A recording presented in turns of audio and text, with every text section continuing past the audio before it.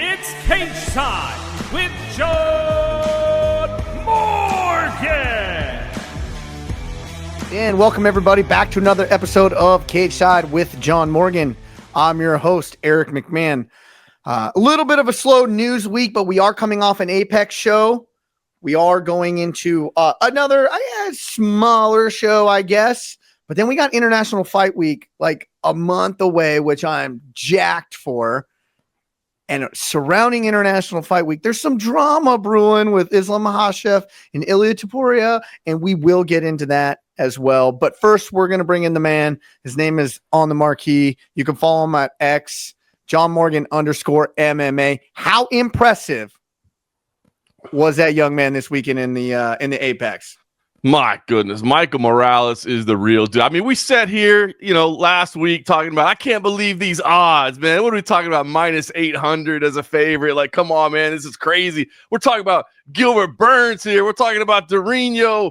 And listen, I mean, obviously Michael Morales deserved to be the favorite, no question. But yes, Seeing that man up close in person with that performance that he turned in, this man announced himself to the world as a new contender in the welterweight division. So fun little Apex card. As you said, kind of a slow week, but that was a fun little Apex card. And a lot of big things going to be happening over the next couple weeks and months.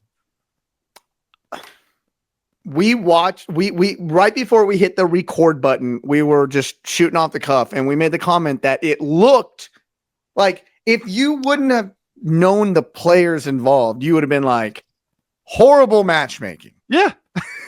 If that fight happens on the regional scene, right? You're two guys that you've never seen compete before. You're like, what kind of matchmaking was that? What kind of irresponsibility? Are you not doing your homework, matchmaker? What are you putting these things together? Yeah, what trying to sell tickets? That's all you care about. What's that poor kid in there? What do you even got him in there for? I mean, it was just a one-sided effort. Gilbert Burns, who I am a massive fan of. Gilbert Burns is an incredible fighter and even better man, a better human being. And a jiu-jitsu world champion. Let's not forget about that. Gosh, yeah, he's got all the decorations there. But in this matchup, man, he just had absolutely nothing for Michael Morales. And, I mean, it was just there was nothing. It was one-way traffic for the entirety that it lasted. And credit to Gilbert Burns, because it was like he got hurt early and then tried to fight out of it like, oh, I'm not going away this easy. And Michael Morales, the composure that he had, I mean, the size of the man, number one, he is huge for the welterweight division.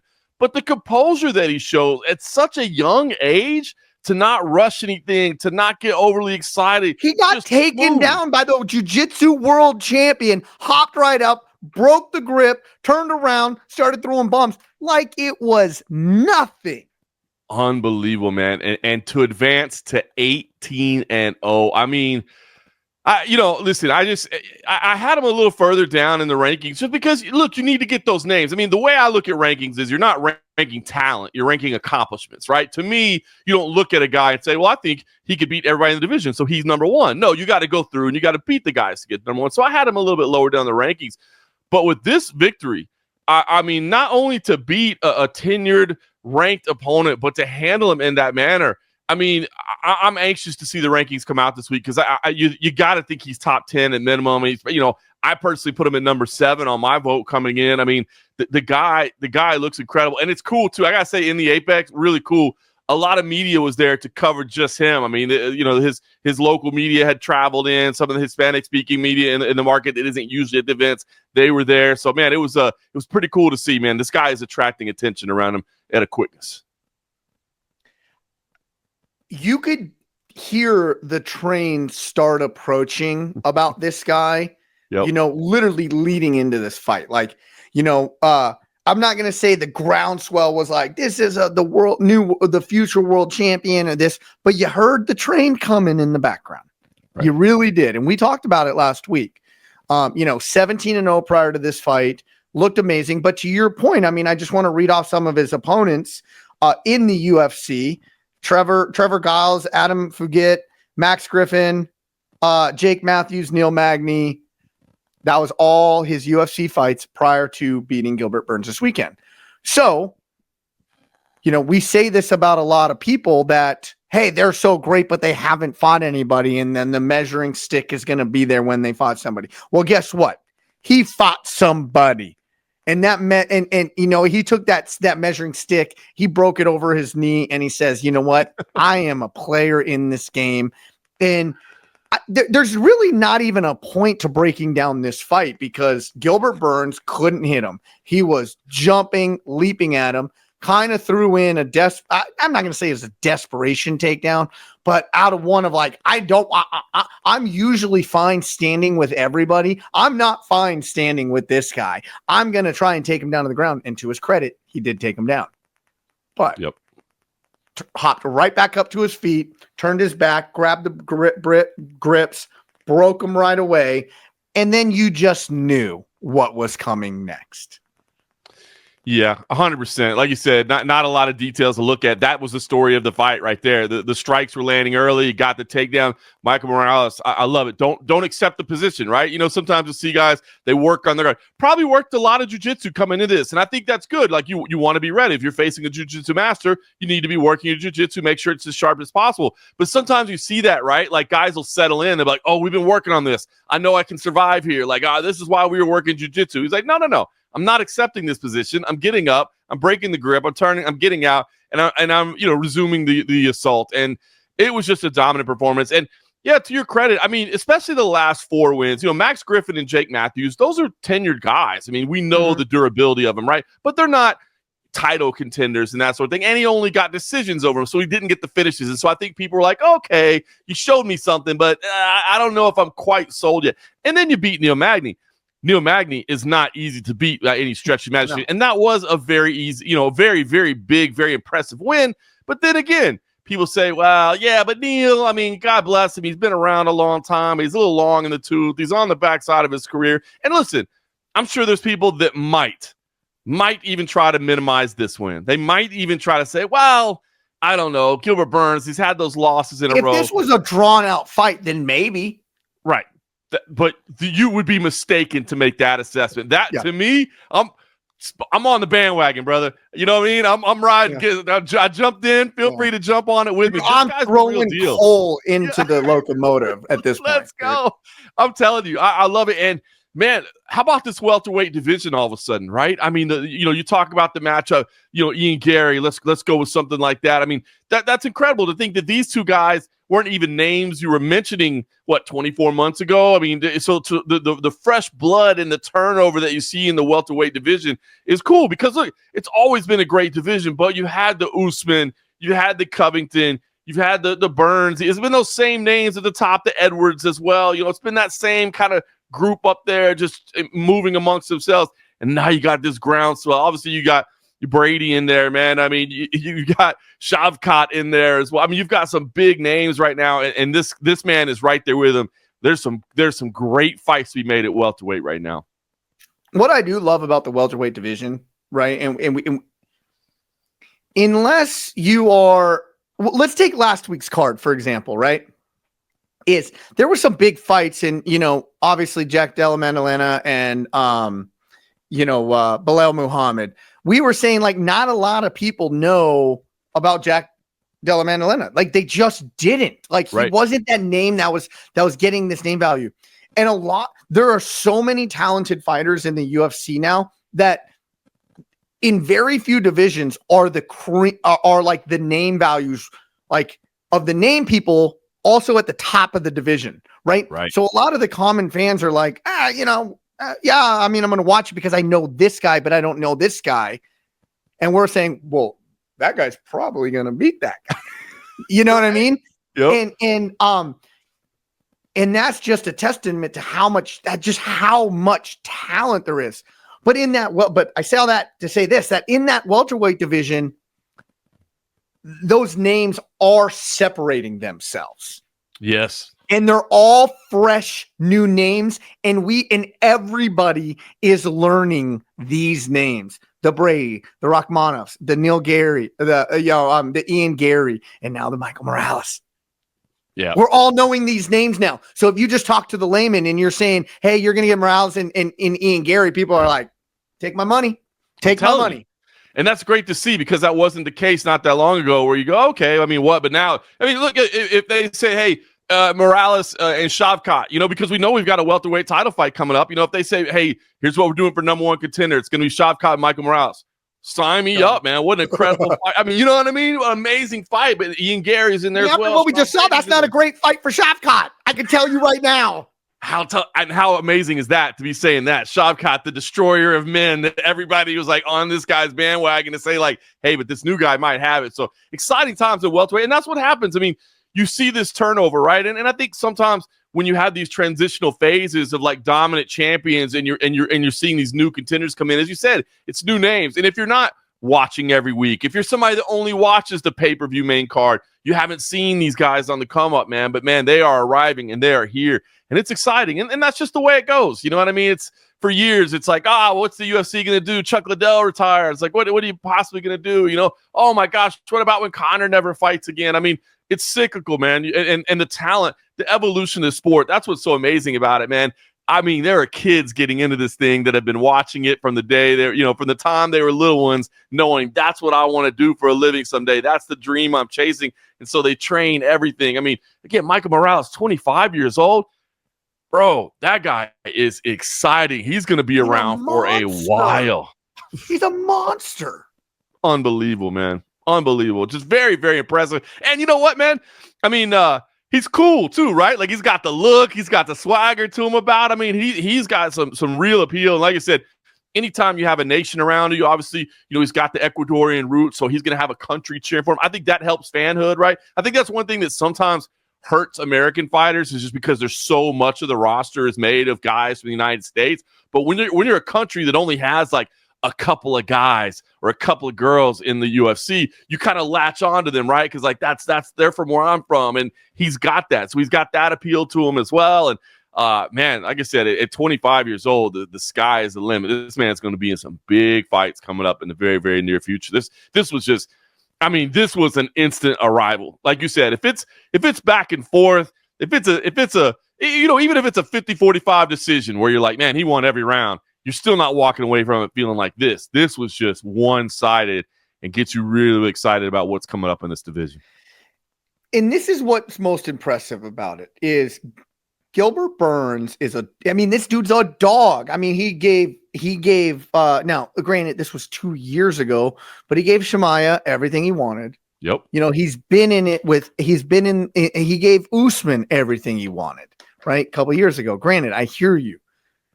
But this is not a guy who crumbles under duress and pressure. And he crumbled under duress and pressure. He folded. And it wasn't like he's like, oh, I just can't do this anymore. It was Morales was that impressive that night that he made Gilbert Burns. Now, Gilbert Burns, to his credit, was like, I'm going to try and fight up. And he did. And then he just decided to almost like, nope. And he got crumbled in this fight. Went the distance with Sean Brady. Went the distance with Belal Muhammad. Went the distance with Khamzat Chimaev. Doesn't get out of the first round against Michael Morales. I mean, that just compare. I know MMA math doesn't always work, but just look at those comparisons and it'll tell you. And I got to say, man, it was tough to see Gilbert Burns, man. Like after it was over, he kind of sat there for a little bit. And obviously a lot of your focus goes to Michael Morales celebrating and he's shouting out his mom and just the elation. You see that. But, knowing Gilbert as long as I have him being such a fan, I couldn't help but focus on him as well.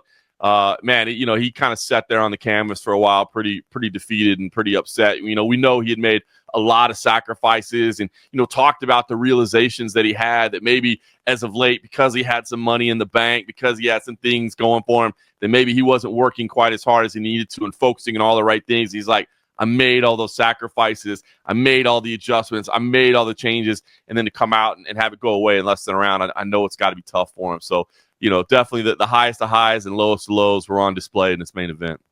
And developing this talent, not only for the welterweight division, but for all the other divisions, is like, this is why I advocate for the Apex, is we can do this a lot.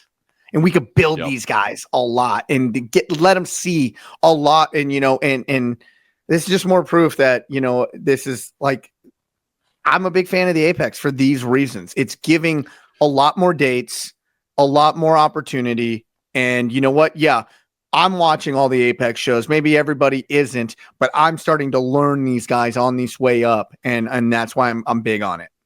100%. And I think people have to realize that, like, times are changing, right? There was a time when you had to watch every UFC fight, everyone, because, you know, there was only one a month or maybe 2 a month. Now there's more. I mean, do you have to watch every NBA regular season game? Do you have to watch, 162 games of your favorite baseball team? Like, you don't have to watch it all, but you're absolutely right. These things really do serve a purpose. And honestly, I thought the atmosphere on Saturday in the Apex was pretty solid. Now, again, they're revamping it right now. They're there's a lot of construction going on there. The next time you step inside the Apex, you're going to be amazed at all the progress that's been made, both on the exterior and the interior. And they're looking to bring in more seats, and they're looking to make it, a better atmosphere. So they're listening to people's criticism and saying, hey, we can improve on this. We can make it a better product.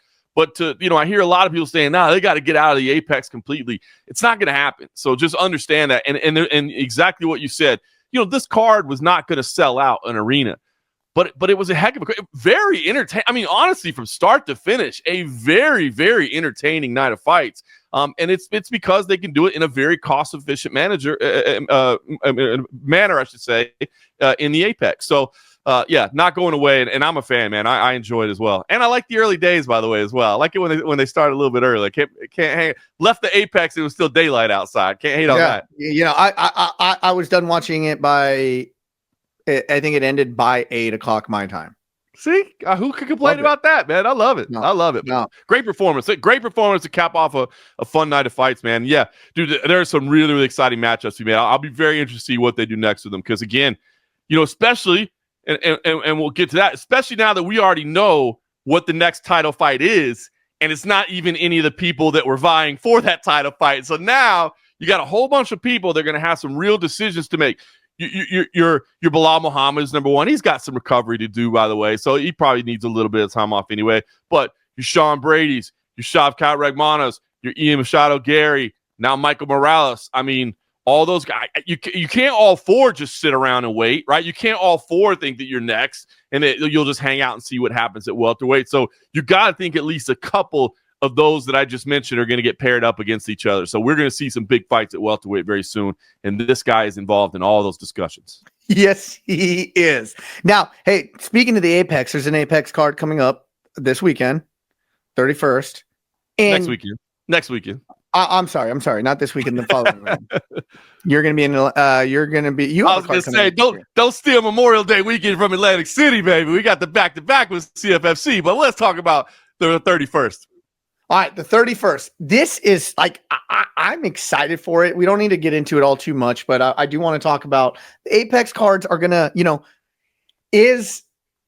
would they headline, let's just say UFC Nashville or Seattle or Atlanta or any of these other cards? Would they ever headline it with an Aaron Blanchfield and Macy Barber? No, but they will in the Apex. And I'm excited for a fight like this, man. These are two young girls who are going to go after it. They're both dogs, right? So we can see, right, really who may be that. And I think Macy Barber, she gets this win. She's in line, she's in line for that flyweight title shot, and maybe Blanchfield can get another crack if she wins. But just, this is the purpose of the Apex. I'm here for it. Quit talking ish about Apex cards because I love seeing stuff like this. It's so funny, man. I feel like sometimes I'm on an island out there because it feels like that's the thing in the media right now is just to absolutely complain about Apex cards and discuss how they have no position in the sport. And look, I always do admit, hey, part of it is probably because I really like the fact that I only have to drive 15 minutes down the road from my house. So I really, really like that fact of it. But I agree. It allows us to have more fights. The more fights you have, the better opportunities there are, the more opportunities there are for these athletes to be. That means that the roster can be expanded. You can have more athletes on it. It's the same reason why we say, hey, look, we want the PFL to do well. We want there to be alternative leagues because you want as many options as there are out there for fighters. And not all these cards are necessarily big enough to go sell out an arena. I mean, gosh, you know how expensive it is to run an arena. I mean, you're in there every day, man. I mean, you know what it costs just to especially if you're not the owner of that building, you've got to rent it out. Then you've got to staff everything. I mean, just the overhead is unbelievable. The cost of production and lighting and all these things that go into it. And now we're not even talking about the fighter purses that are involved as well. So to have this opportunity, this is a good thing for me. And I just think as a fan, you have to realize, like, if you're saying I don't want to give up every single Saturday night of my life to watch it, that's okay. It doesn't make you a bad fan. It's okay. But the Apex serves a purpose, and I don't understand why it makes, is it more amazing when Madison Square Garden is packed and going crazy and somebody scales the cage? Yes. But those are those championship moments. Those are the opportunities that all these people are working towards, but they need places to fight and they need opportunities to fight, and this allows that.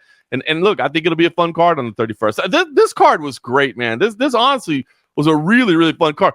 That fight between Makhachev Acosta and Julian Erosa, those two dudes were going at it so much that literally when they got done, even the media section, who is normally very reserved and chill, even all of us had to just applaud those, because those were like two dudes that went out there and absolutely threw down. Like, they did everything you could ever ask of them. So, and sorry, rant over there.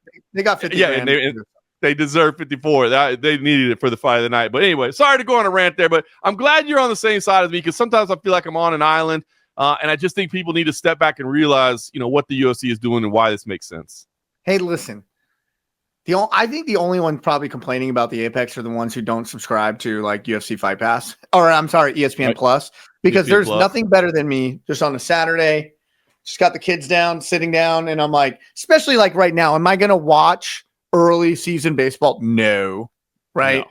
There's not an NBA playoff game that night. There's football season's over. Guess what? Bam, ESPN Plus. I'm watching live fights, and I'm not and I'm not having to stay up till 1 o'clock in the morning to watch the main event. Like, if you don't like this, I'm gonna say it out loud, John. You're an asshole. Dude, well, here's the one that gets me. Think about this. What's one of the shows that people like? Dana White's Contender Series. Doesn't everybody says how great Dana White's Contender Series is? I love this, man. It's 5 fights. It's on a Tuesday night. It's in there. I love it. Where does it take place? In the same building. So how can you say I love Dana White's Contender Series, but I hate UFC fights at the Apex? It doesn't make any sense whatsoever. None. Perception is reality to people. I mean, it is what it is. You know what I mean? Now, I understand the complaints. Like, I get it. Like, I understand it. But you know what it's like? Would you rather eat subpar pizza or no pizza? Give me subpar, right? Give me that leftover. Give me that cold pizza. Stuff. It's good. Yeah, I'm with you, man. I look, if anything, I'm gonna be real interested to see. I mean, this goes into a further topic that's going to take months to develop, but it'll be interesting to see, the new TV deals once everything's in place. Dana White has said, look, we can put on as many shows as our television partner wants, and we all know that live sports is king, right? I mean, that people love live sports. That's why your Netflixes are looking at it. That's why your Apples, your Amazon, everybody's looking to get into live sports, because everything else isn't really destination viewing, but live sports. You got to catch it right then. And what if they sign up with a TV partner that says, look, man, we want shows every single Friday night. We want shows every single Sunday night. We want 2 a week.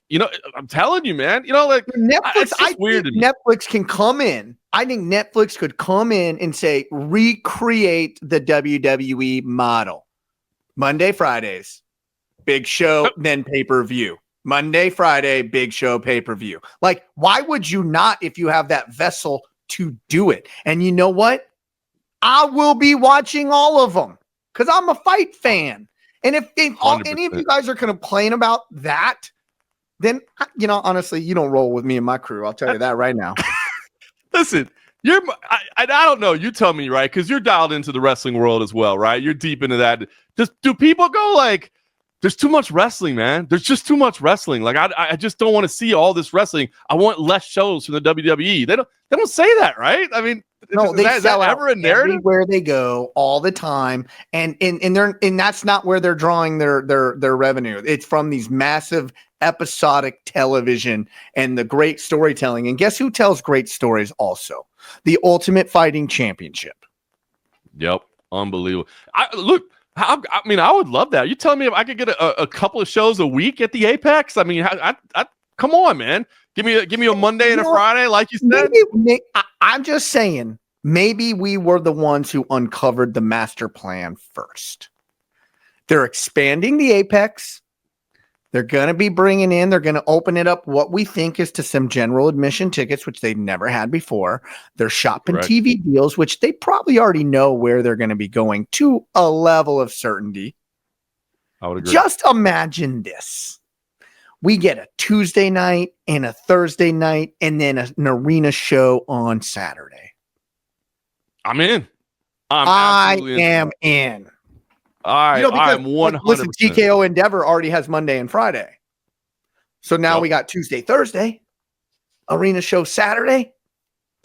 Come on, man. Come on. I'm in. And look, they can absolutely do it. And that's the beauty of the Apex is they can do that right away. I mean, and as you said, by the time that new TV deal is in place, all this construction will be done. The expansion will be ready. I'm telling you, you're next time you're out in town, man, you're going to be impressed with what they've done, man. The building looks completely different on the outside. Things are moving around on the inside. So I'm excited to see where it ends up, man. I really am. I'll be in for International Fight Week. You just swoop me up and 100%. Go take a look. Yeah, 100%, man. We're all over there, not too far away, man. We'll go check it out. You'll be impressed. It's amazing what they're doing with it. So yeah, listen, I just, again, I understand if I understand that it's a little bit different, but I just think people's perceptions maybe need to change a little bit when they understand. Like I said, when the two last place teams in the NBA play each other, like I don't hear people saying like they should just shut this league down, man. Look at the quality of this. You know, I mean, like, come on, man. There's still pro athletes doing shit that none of us can do. Exactly. And they're not even fighting. They're playing basketball. This is actually fighting.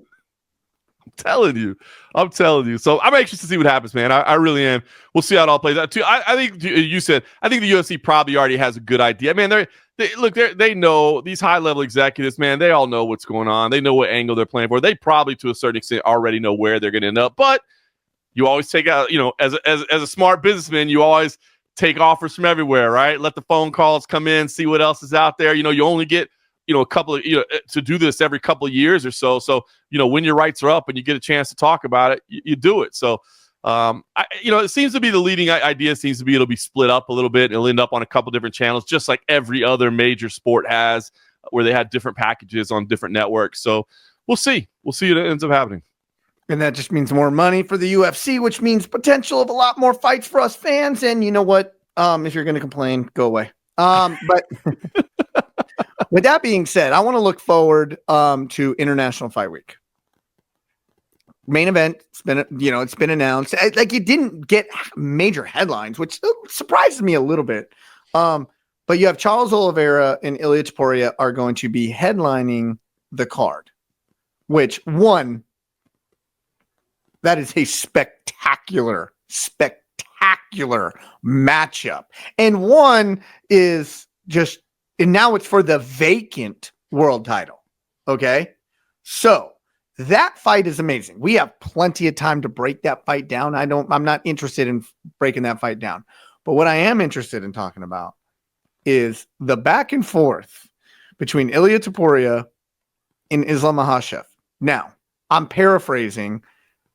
Ilia says, you ran from me. Islam says, I, unlike you, cleaned out my division. And then Ilia Topuria comes back and says something. I don't know why Islam is even engaging in this, because that really serves him no purpose. Right. I hear what Topuria is doing, but he's also got this guy named Charles Oliveira, who I've only seen him in the last 5 years look subpar one time, and that was against Islam. And for whatever reason, I don't believe it was Islam. I think Islam is rightfully the pound for pound, number one right now. But I just don't think Oliveira showed up that night either. But I mean, he's got this monster of a guy sitting in front of him for the world title, and he's talking smack to Islam. What do you make about all this? Yeah, it's funny, man. And if he doesn't show up on the night, you're going to start saying, "Were you just focused on the wrong place all along?" Now, I look. Ilia likes to talk, right? I mean, we talked about the aura that is around Ilia Topuria. Around him. I mean, just an absolute gangster. He likes to get headlines. He likes to generate discussion. He likes to provoke people and say things. He likes to poke the bear a little bit. And so I think a little bit of that is what he's doing. Because really, I mean, that's what's so interesting about this situation is you can't criticize Ilia and not criticize Islam and vice versa. But if you can't be in support of one of them, and they're both doing the same thing, you know what I mean? That is what is like ironical, as they say, about this. He is bashing Islam for doing what he is doing. It's the height of hypocrisy. It really is. I mean, now listen, I'm not saying he shouldn't do it, but I'm just saying. If you really break it down, like, it's fun. Like, I like the banter, especially because, look, they're not in the same divisions for now, but they certainly could be. Like, Islam, even if he wins the welterweight title, could be like, you know what, you've annoyed me so much, I'm cutting back down to 155 for one night only, just to steal your belt from you and show that you shouldn't have been talking to me ever along all the way. You know, so there's possibilities. So it's not. I get mad sometimes when people fight that, you know, like, can never, ever, ever fight. Like, if a flyweight and a heavyweight were just going at it back and forth, I'm like, you're wasting my time here. What are we doing? Like, you're never going to fight. But, you know, this is a possibility of something that could fight. Who was it going after Islam? Manel, was it? Was it? Or not, no, who was going after? When Manel Kopp was, perfect, right? And I love Manel Kopp. I love him. I'm going to talk to him later today for Grind City Media. I love Manel. But him and Israel Adesanya going at it, you're like, now granted, Manel's crazy enough. He would probably swing on him if they ran into each other at the performances too.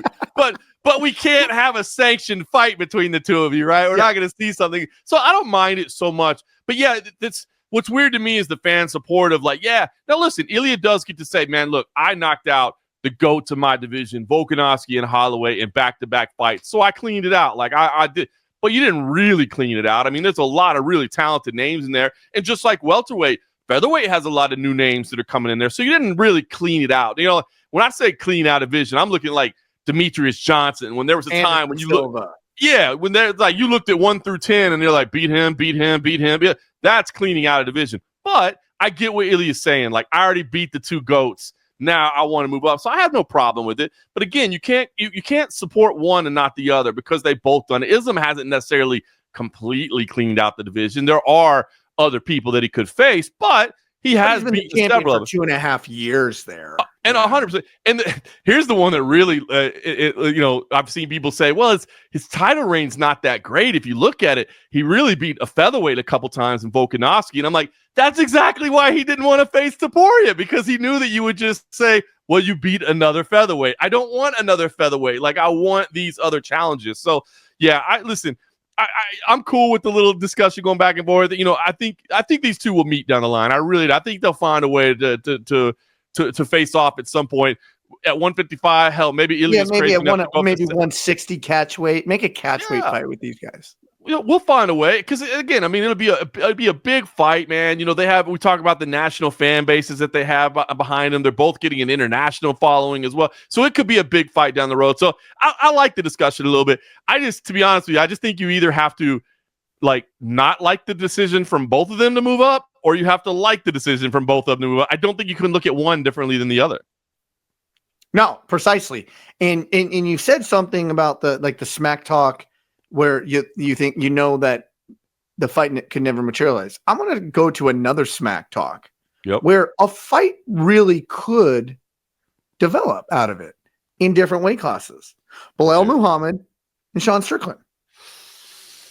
Sean Strickland came out on a podcast just recently saying, hey, Belal, you've talked all this shit about me. It's on site. It's blah, this, on that. He's like, you got beat up your last fight.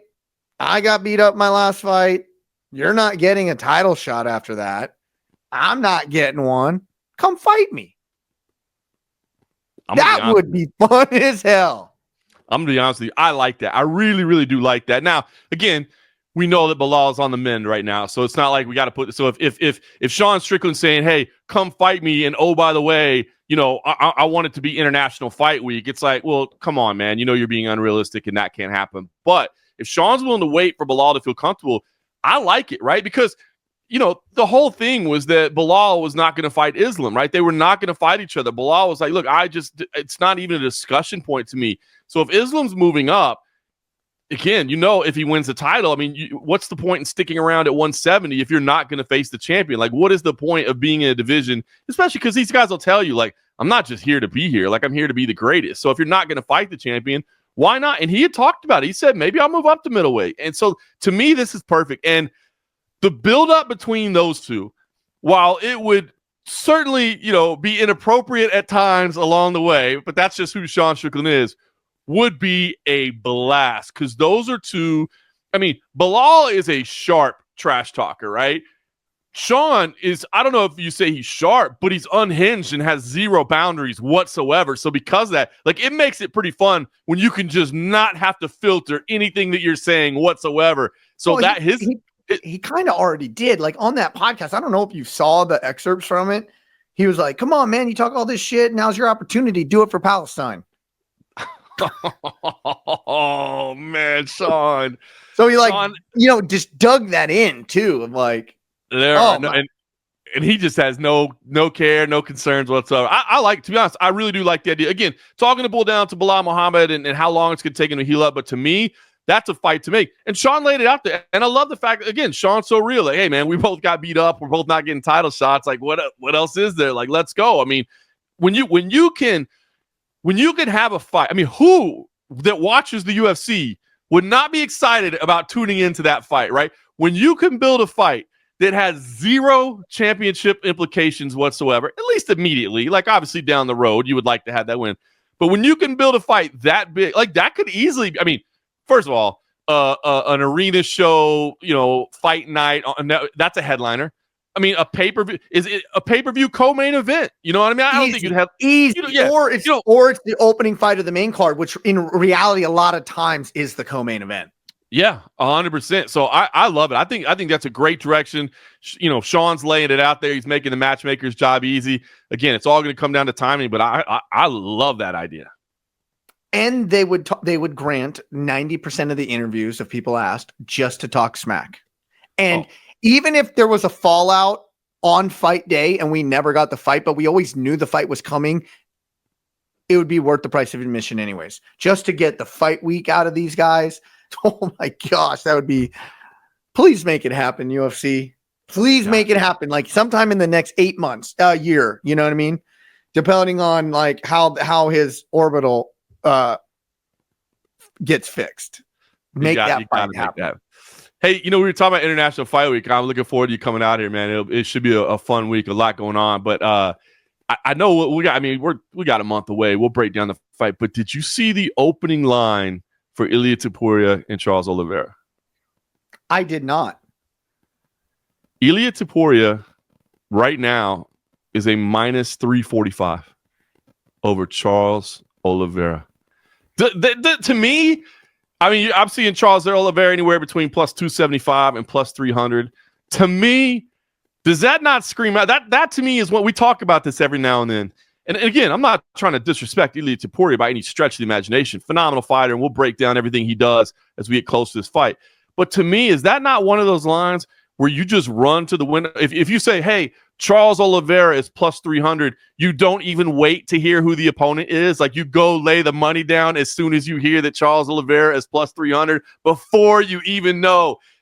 They could end up saying that it's King Kong on the other side of the cage, and you're like, I still made the smart play. I got Charles Oliveira at plus 300. On one hand, that completely blows my mind. And on the other hand, it doesn't, because of just, it's the aura that man has, Ilia Topuria. And I told you, it's the first time I ever saw it live. What is this, almost 2 years ago now, a year and a half ago now? Yep. I said the first time I ever saw the guy, he walked by me at the Apex, and he had some goons with him, right? And I was like, dude, this guy felt like he was a mafia boss. He just had that aura around him. And now the world, and that was before the world even, he was going into, was he going into his title fight? I think he was a couple weeks out from, no, it wasn't. I forgot what fight it was. But I just remember I took note, and I was like, dude, this guy has whatever the hell it is, he has it in spades. He does, man.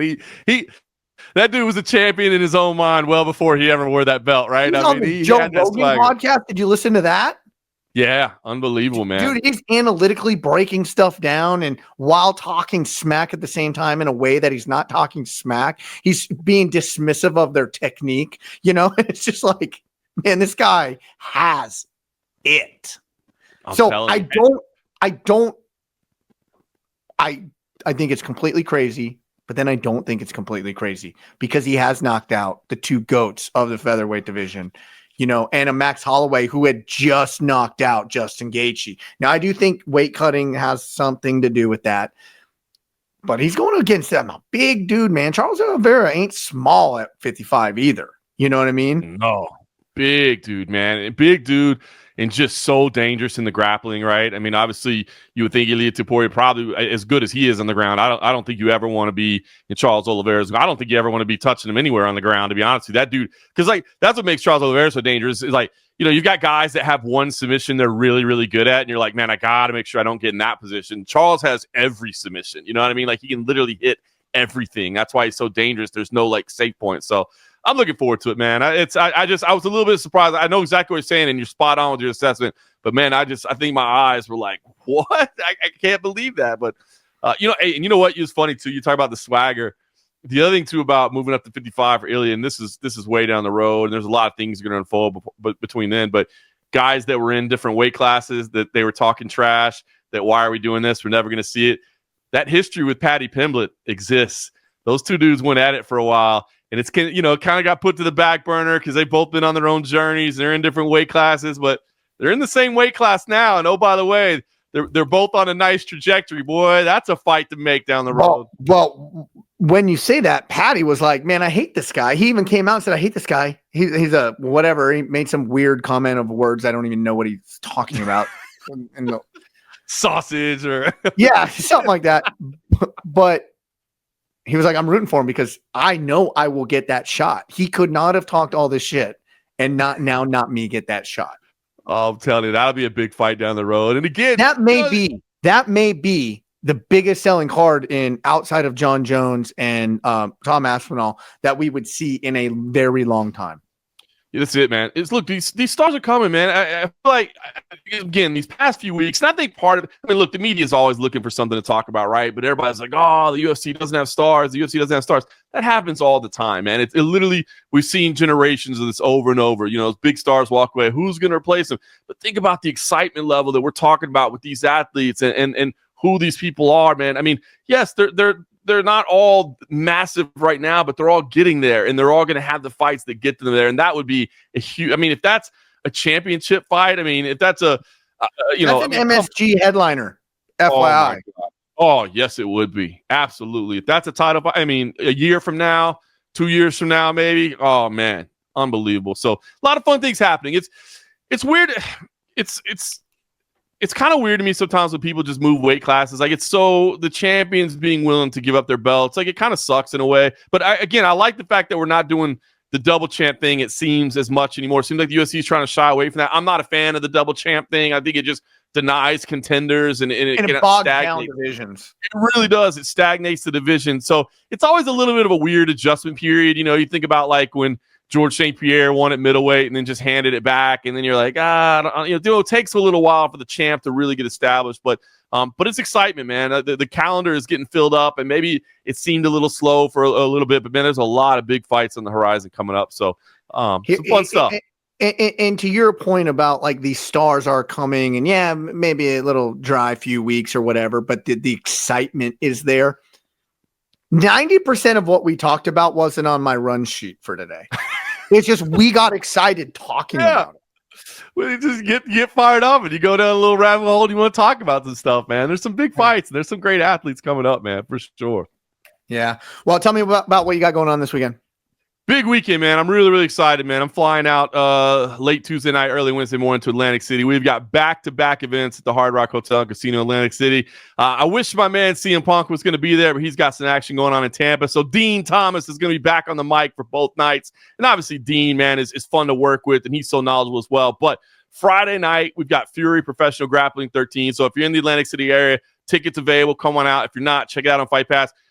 Patrick Sabatini, Joe Selecki in the main event. We're giving our first 2 championship belts in FURY Professional Grappling. So at 170 pounds, it's Pat Sabatini and Joe Selecki. Obviously, both CFFC vets. Pat Sabatini's doing amazing things. That's going to be a great matchup. Kevin Dancer and Junior Ocasio, 2 elite-level grapplers in the co-main event for a belt as well. And then this feature fight that I think everybody's really excited about. Yes. Chris Weidman and Pat Downey, man. 215-pound matchup. Chris Weidman, kind of kind of toyed with the idea of coming back in MMA. He was going to go with the GFL. That didn't happen. So now he's going to kind of focus on his grappling. People might forget, man. I mean, I talked to Chris Weidman. You can check it out. I talked to him for CFFC, but I think people are always going to remember him knocking out Anderson Silva, right? That's forever going to be linked to Chris Weidman. And so I think people kind of forget the fact that he was a Division I All-American, that he is a Brazilian Jiu-Jitsu black belt. And I asked him, I mean, he's like, no, I always consider myself a grappler first. So he's a legend of the game, right? Stepping in there against I think Pat he won Downey. like American Nationals too, like as a black Exactly. belt. He is, man. So he's legit. And then you have Pat Downey, who is legit as they come in the wrestling world, had, U.S. national champion in wrestling, Division I All-American, junior college national champion. Blue belt world champion. Like, give me well, hey, he's a purple belt now. This will be his first competition as a purple belt. So, but yeah, he's getting into the grappling world. Like, he was in the wrestling world, which obviously the two are so closely tied, especially these days, I think. But he's getting into the elite level grappling. And by the way, when you talk about wrestling, how about the fact that we've got Lucas Bird in here, right? Reigning 133-pound national championship, Division I out of Illinois, making his submission grappling debut with us. So that's pretty cool. We've got a 4-woman female tournament as well, some studs. You'll see them, 19 years old, 20 or some youngsters that really look like they're next level, representing some top squads. So that's all Friday night. Great grappling card on Friday night. And then the next night, Saturday night, CFFC 142. 3 title fights on the line, and I'm telling you, every one of these champions has a case for being in the UFC right now. Luke Fernandez, undefeated light heavyweight champion. Blaine Richards on a nice win streak at welterweight. By the way, Anthony stud, and Anthony Smith will be in his corner, by the way. So that dude's a stud. And then you've got Anthony DeLime as well at 145 pounds, undefeated, hard hitting. I mean, great champions. But I'm telling you right now, all 3 of these champions who have real cases for being in the UFC are facing 3 challengers that could potentially upset them and steal the shine. You've got Christian Edwards, who's stepping in, been in Bellator a ton. When that merger came, he left, and he's had a couple wins on the regional scene. He's here, and he's like, look, I got a lot of respect for Luke, but he's not on my level. Like, I'm going to prove that. He's just not as good as me. I've been on the big show, and I know he's got some good things about him, but he's not that good. Eric Nolan lost to Blaine Richards in a hell of a fight a couple years ago and has been calling for the rematch ever since. Now he gets the rematch. He's 7-3 as a pro. Had a couple of kind of dodgy decisions that could have made that record look better, but the whole career is in CFFC. So he's 10 fights to get a title shot, and he's a Marine, so getting to do it in his home state on Memorial Day weekend in a rematch that he's won. I mean, it's like a movie. It's literally setting up like a movie for him, getting this rematch that he won. The first fight, if you have time to go back and watch it before this fight, go do it. It'll set the table for even better, man. They had a great fight. And then you have Ryan Cafaro.